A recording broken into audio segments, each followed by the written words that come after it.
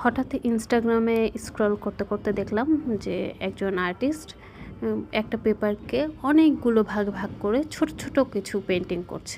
তো তার থেকে ইন্সপায়ার হয়ে আমি আজকে একটা পেন্টিং ট্রাই করছি।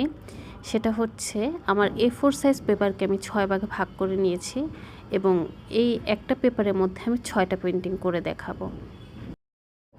তো 6টা পেন্টিং তো আর একসাথে আপনাদের দেখানো সম্ভব না। আমি এক এক দিন এক একটা করে পেন্টিং আপলোড করব। আমার কিন্তু এই আইডিয়াটা খুবই ভালো লেগেছে। তো আপনারা যদি চান আমার সাথেও অ্যাড হয়ে যেতে পারেন।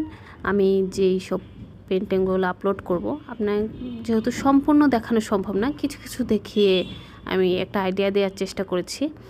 তো আপনারা এটা দেখে ট্রাই করতে পারেন।